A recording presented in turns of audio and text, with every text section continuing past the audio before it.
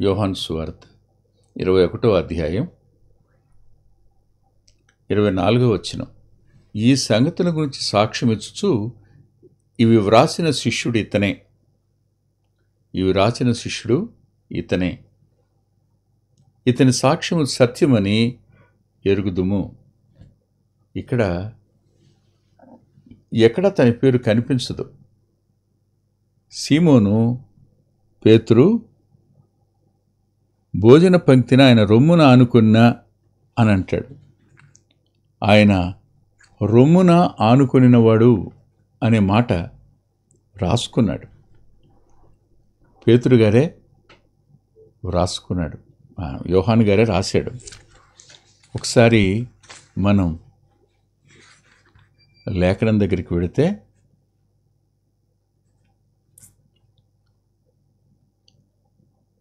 ఒకసారి 13వ అధ్యాయం చూడండి. యోహాను సువార్తలో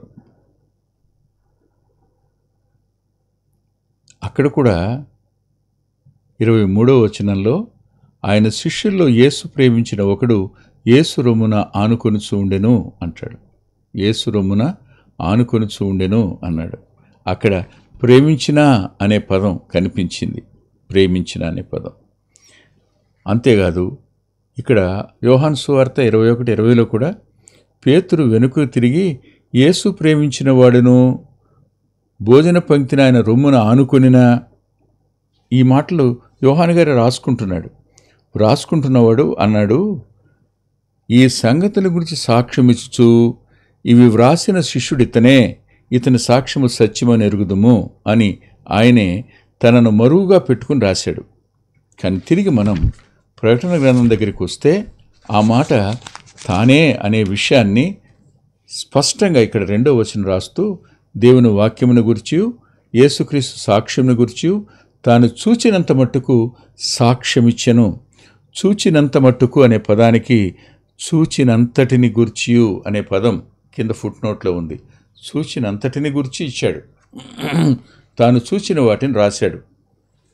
ఇప్పుడు ఈయనకున్న పేరు ఏమిటంటే ప్రభు చేసిన కార్యాలన్నిటినీ చూచినవాడు. అందులో చాలా వరకు చూచిన వాటిని నమోదు చేసినవాడు, వ్రాసినవాడు, ప్రేమింపబడినవాడు అనే పేరు యోహాను గారికి ఉంది. ఒక క్షణం మనం ఆగి, ఏమిటి యోహాను, ఏమిటి పరిస్థితి? ఇది నిజంగా ఆశ్చర్యం. యోహాను యొక్క వ్యక్తిత్వాన్ని మనం చూడడానికి ప్రయత్నం చేద్దాం. చిన్న ప్రయత్నం, దయచేసి చూడండి. 1వ అధ్యాయం, యోహాను సువార్త 1వ అధ్యాయం 35వ వచనంలో, మరునాడు మరల యోహానును అతని శిష్యుల్లో 2 నిలిచి ఉండగా అతడు నడుచుచున్న యేసు వైపు చూచి, ఇదిగో దేవుని గొర్రెపిల్ల అని చెప్పాను. అతడు చెప్పిన మాట ఆ 2 శిష్యులు విని యేసును వెంబడించిరి. అలా వెంబడించిన వారెవరు? యోహాను మాట విని ఆయన వెంబడించిన 2లో ఒకడు సీమోను పేతురు యొక్క సహోదరుడైన ఆంద్రేయ.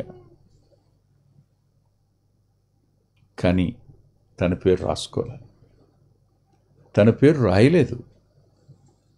తను వెళ్ళాడు, చూచాడు. ఆంద్రేయ, యోహానులు బాప్తిస్మిచ్చి యోహాను శిష్యులుగా ఉన్నారు. బాప్తిస్మిచ్చి యోహానుకు దగ్గరగా ఉన్నారు. అయితే వారిలో ఉన్న గొప్పతనం ఏమిటి, ఈ శిష్యులు ఉన్న గొప్పతనం ఏమిటి అంటే, యోహాను చెప్పిన వర్తమానాన్ని స్పష్టంగా విన్నారు, ఆ వర్తమానాన్ని గ్రహించారు. గ్రహించిన వారు ఆ వర్తమానం చొప్పున చేయడానికి అడుగులు ముందుకు వేశారు. ఎలా అని మీరు నన్ను అడిగితే, యోహాను గారు ప్రభువుని గురించి ఇచ్చిన సాక్ష్యంలో నా వెనక వచ్చేవాడు నాకంటే గొప్పవాడని చెప్పాడు. మీరు ఆయనని ఎరగరు అని కూడా అన్నాడు. 1వ అధ్యాయం 26-27 వచనంలో, నేను ఆయన చెప్పులు విప్పడానికి యోగ్యుడు కాను అన్నాడు కదా. అన్నవాడు ఎందుకు నేను ఈ పని చేస్తున్నాను అన్నప్పుడు చెప్పిన మాట ఏమిటంటే, నేను ఆయన వీళ్ళకి ప్రత్యక్షం అవడానికి, చూడండి 1వ అధ్యాయం 31వ వచనంలో, నేను ఆయనను గురించి ఎరుగనైతిని గాని ఆయన ఇశ్రాయేలుకు ప్రత్యక్షమగుటకు నేను నీళ్లలో బాప్తిస్మిచ్చుచూ వచ్చి తిని అన్నాడు. మీరు ఎరగరు, కానీ ఆయన నాకు తెలుసు, కానీ వ్యక్తిగతంగా నేను ఆయన చూడలే. అయితే ఇశ్రాయేలుకు ఆయన ప్రత్యక్షం అవడానికే నేను బాప్తిస్మిస్తున్నాను అన్నాడు. అంటే ఎక్కడ నేను బాప్తిస్మిస్తున్నానో అక్కడే ఆయన ప్రత్యక్షం అవుతాడు, అక్కడ ఆయన ఎవరో బయలుపరచబడుతుంది, ఆయన అక్కడ ఇశ్రాయేలులకు కనిపిస్తాడు అనే పదం. ఈ మాట చెప్పినప్పుడు శిష్యులు ఆయన కోసం ఎదురు చూడకుండా ఉంటారా? యోహాను శిష్యుల్లో చాలామంది యోహానుతోనే ఉన్నారు. జాగ్రత్తగా వినండి, యోహానుతోనే ఉన్నారు. యోహానుతోనే ఉన్నారు అనడానికి రుజువు ఏమిటి అని మీరంటే, యోహాను గారు చెరసాల్లో పెట్టబడ్డారు హేరోదు చేత. చెరసాల్లో పెట్టబడినప్పుడు అప్పుడు యోహాను గారికి సందేహం వస్తుంది. తన శిష్యులను ప్రభు దగ్గరికి పంపిస్తాడు. పంపించి, నువ్వేనా, వేరొకరి కోసమే ఎదురు చూడాలా అనే మాట చెప్తాడు. అంటే శిష్యులు యోహానుతో ఉన్నవారు ఉన్నారు, యోహాను శిష్యులుగా ఉండి ప్రభు శిష్యులుగా మారిన వారు కొద్దిమందే ఉన్నారు. అందులో ఆంద్రేయ ఉన్నాడు, అందులో యోహాను గారు ఉన్నాడు. అంటే అర్థం ఏంటి చెప్పండి? సత్యాన్ని ఎరగాలని ఓ అద్భుతమైన ఆశ, సత్యాన్వేషణ కొరకైన తపన వీరిలో ఉన్నట్టు మనకు కనిపిస్తుంటుంది. అందుకనే యోహాను ప్రత్యక్షమవుతున్నా ఈయన కోసమే నేను బాప్తిమిస్తున్నాను అన్నవాడు ఎప్పుడు ఆకాశం నుంచి పావురం వలె పరిశుద్ధాత్ముడు దిగిరావడం చూశాడో అప్పుడు ఇదిగో ఈయనే అన్నాడు. అన్నవాడు మరునాడు తరువాత రోజు ఆయన నడిచి వెళ్ళడం చూసి, ఇదిగో లోక పాపంలో మోసుకొని పోవు దేవుని గొర్రె పిల్ల అని చూపించాడు. అప్పుడు యోహానుతో ఉన్న ఇద్దరు, ఆంద్రేయ, యోహాను, బాప్తిస్మిచ్చి యోహానుతో ఉన్నటువంటి ఆంద్రేయ, యోహాను, వీళ్ళిద్దరూ యోహాను విడిచిపెట్టి ప్రభు వద్దకు ప్రయాణం అయ్యారు. ప్రభు వెంట వెళ్ళారు. ప్రభు వెంట వెళుతున్నప్పుడు ప్రభు వాళ్ళని చూసి, ఏం వెతుకుతున్నారు అన్నాడు. ఏం వెతుకుతున్నారు అన్నప్పుడు అప్పుడు ఆయన, రబ్బీ నువ్వెక్కడ కాపురం ఉన్నావు అని అడిగారు వీళ్ళు. రబ్బీ అంటే బోధకుడా, నువ్వెక్కడ కాపురం ఉన్నావని. అప్పుడు వచ్చి చూడండి అని ఆయన అన్నాడు. వచ్చి చూడండి అన్నప్పుడు వాళ్ళు వెళ్ళారు. వెళ్ళి ఆయన కాపురమున్న స్థలము చూచి ఆ దినము ఆయన వద్ద బస చేసిరి. ఇక్కడ 2 మాటలు. ఆయన కాపురమున్న చోటు చూశారు, ఆయనతో బస చేశారు. అంటే ఆయన నివాస స్థలాన్ని చూశారు, ఆయనతో సమయాన్ని గడిపారు. వీరికున్న ఆధిక్యత, వారు ప్రభు చేత ప్రశ్నించబడినవారు. ఏం వెతుకుతున్నారు అని ప్రశ్నించబడితే ఆయనకు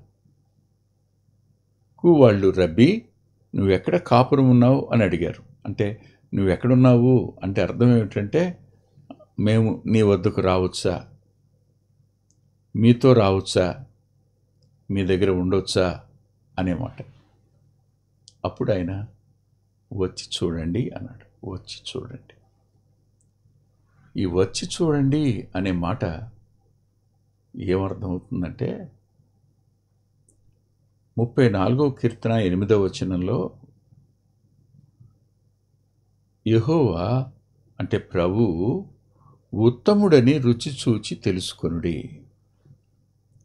దూరంగా ఉండి ఆయన గురించి ఎన్ని మాటలైనా చెప్పొచ్చు మీరు. బైబిల్ అంతా చదివాను నేను, మీకంటే ఎక్కువే చదివాను, మీకంటే నాకు బైబిల్ ఎక్కువ తెలుసు అని చెప్పొచ్చు. That is mere mental knowledge. కానీ బైబిల్లో ఉన్న ప్రభు దగ్గరికి మీరు వచ్చారా? ప్రభుతో వ్యక్తిగత సంబంధం ఏర్పడిందా? ప్రభువుని మీరు రుచించారా? ఇవేమీ లేకుండా మీకంటే నాకు బైబిల్ ఎక్కువ తెలుసు, నేను బాగా వాదించగలను అనొచ్చు. ఒక విషయం, ఆయనను రుచించిన వారు మీ అంత వాగ్దాటి లేని వారై ఉండొచ్చు, మీ అంత వాదించలేని వారై ఉండొచ్చు, మీకున్నంత గడుసుతనం వారికి లేకపోయి ఉండొచ్చు. మీ గడుసుతనం వల్ల, మీ తెలివితేటల వల్ల, మీరు అడిగిన ప్రశ్నల వల్ల వాళ్ళు జవాబు చెప్పలేకపోతే మీరు గెలిచినట్టు కాదు, వాళ్ళు ఓడిపోయినట్టు కాదు. ఆయనను ఎరగకపోవడం మీరు శాశ్వతమైన ఓటమిని పొందినవారు. ఆయనను ఎరగకపోవడం మీరు శాశ్వతమైన చీకటిలో ఉన్నట్టు లెక్క. ఆయనను ఎరగకపోవడం శాశ్వతంగా మరణంలో ఉన్నట్టు లెక్క. వారు అడిగారు, నువ్వెక్కడున్నావు, నువ్వెక్కడ కాపురం ఉన్నావు, వచ్చి చూడు అనగానే వెళ్ళి ఆయనతో బస చేశారని రాసింది. అయితే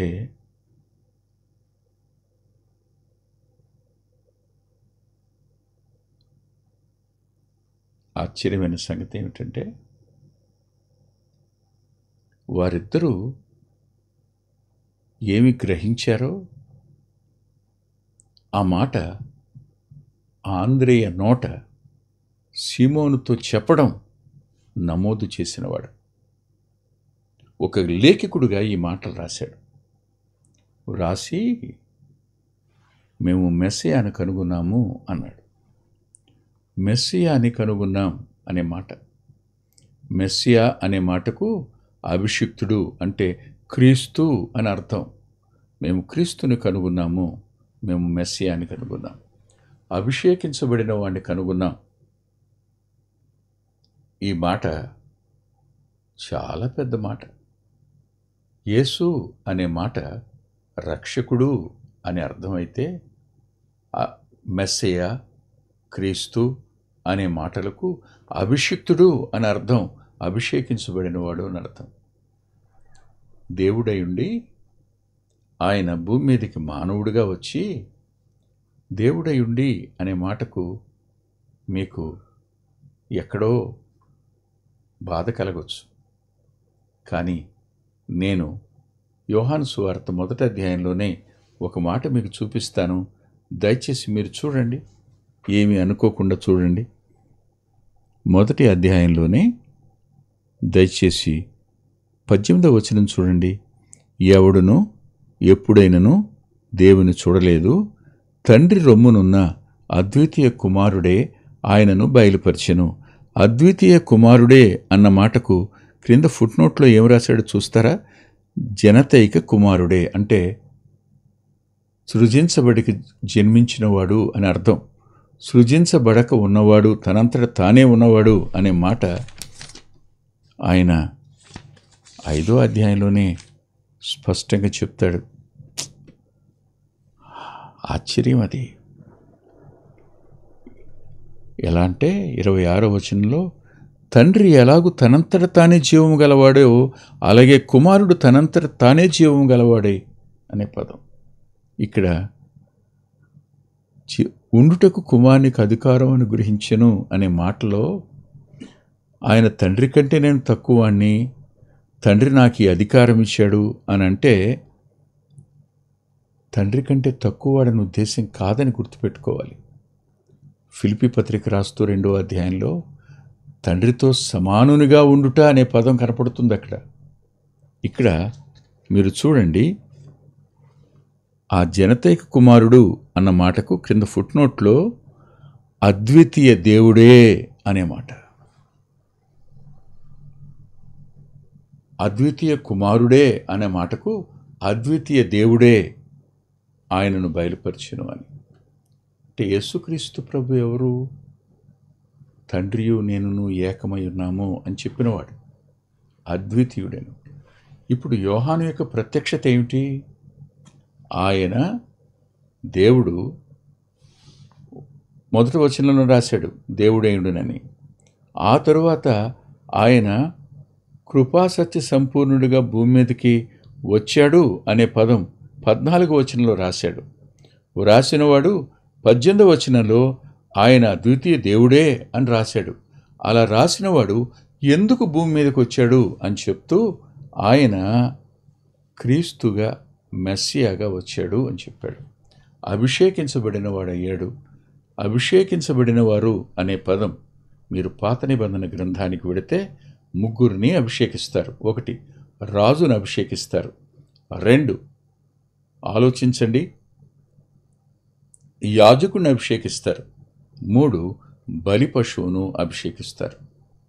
ఇప్పుడు ఈయన రాజుగా అభిషేకించబడ్డాడు. ఆయన రాజు అనడానికి స్పష్టంగా మత్తయి సువార్త రుజువు. ఆయన యాజకుడు అనడానికి హెబ్రీ పత్రిక రుజువు. ఆయన అభిషేకించబడిన దేవుని గొర్రెపిల్ల అనడానికి 4 సువార్తలు రుజువు. ఆలోచించండి, మానవుల పాపం కోసమై అభిషేకించబడిన, ప్రాణం పెట్టడానికి, పాపాలు మోసుకొని పోవడానికి కానీ ప్రాణం పెట్టడానికి కానీ ఆయన ప్రాణం పెట్టడం ద్వారా పాప పరిహారం చేసినవాడు. ఆయన తిరిగి లేవడం ద్వారా ఆ పాపాలను మోసుకొని పోయినవాడు. 2 గదు బలివ్వడానికి తీసుకొచ్చేవి. 1 బలి ఇచ్చేది, అడు తరువాత తీసుకెళ్ళి అరణ్యంలో విడిచిపెట్టేది. 2 ఆయనే. నేటికి మన నిమిత్తం ఆయన విజ్ఞాపన చేస్తున్నాడు అనే పదం వ్రాసింది హెబ్రీ పత్రికలో. అభిషేకించబడిన, ఆకాశ మండలము గుండా వెళ్ళిన ఈ ప్రధాన యాజకుడు మనకు చాలినంతటి వాడు అనే మాట. అభిషేకించబడినవాడు. అంతేకాదు, భూమిని ఇప్పుడు పరిపాలిస్తున్నవాడు.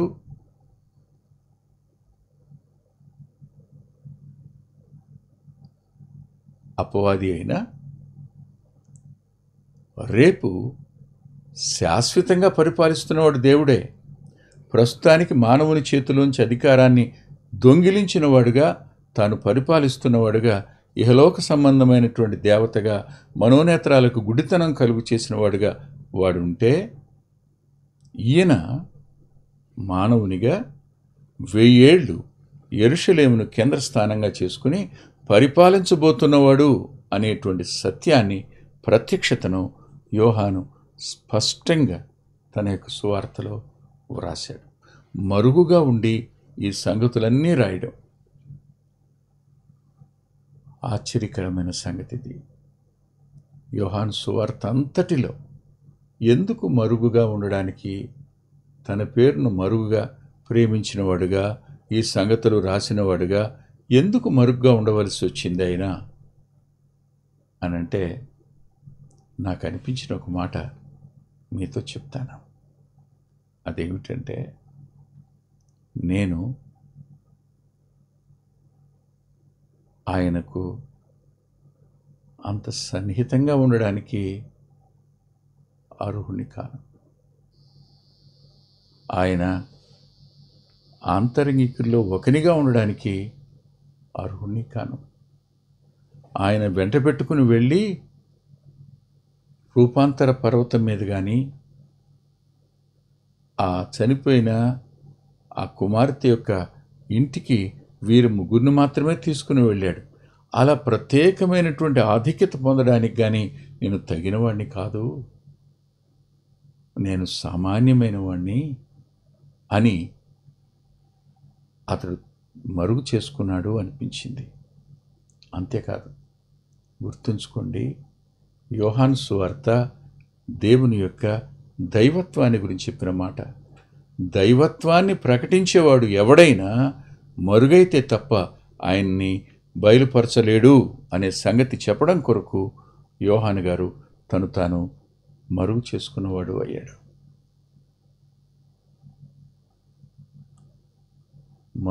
మరుగైతే తప్ప ప్రభు నువ్వు మరుగైతే తప్ప, నేను మరుగైతే తప్ప, మనం తరిగితే తప్ప ఆయన్ని హెచ్చించలేం, ఆయన దైవత్వాన్ని మన జీవితంలో చూపించలేం, మన రాతలో కూడా చూపించలేం. అలాంటి మరుగ్గా ఉండే కృప ప్రభు మనకును అనుగ్రహించునుగాక. ప్రార్థన చేసుకుందాం. ప్రేమగల తండ్రి, పరిశుద్ధుడైన గొప్ప దేవ, చాలినంతటి మీ సన్నిధి మీరు మాకు అనుగ్రహించారు. కృతజ్ఞత చెల్లిస్తున్నాం. ఏమిచ్చినా నీ రుణాన్ని మేము తీర్చుకోలేం. నీ కృపకు, నీ కాపుదలకు, నీ దయకు, నీ సంరక్షణకు ఈ బైబిల్ అధ్యయనాన్ని అప్పగించుకుంటూ వింటున్న మా ప్రియులకు మేలు కలుగునట్లును, నీ దాసుడు మరుగై మీ ప్రియకుమారుడు మాత్రమే స్పష్టంగా కనిపించడానికి సాయపడమని యేసుక్రీస్తు ప్రభు వారి పేరిట ప్రార్థిస్తున్నాం తండ్రి. ఆమేన్. ప్రభు చిత్తమైతే ఆదివారం ఉదయం 8:30 గంటలకు లైవ్లో కలుసుకుందాం.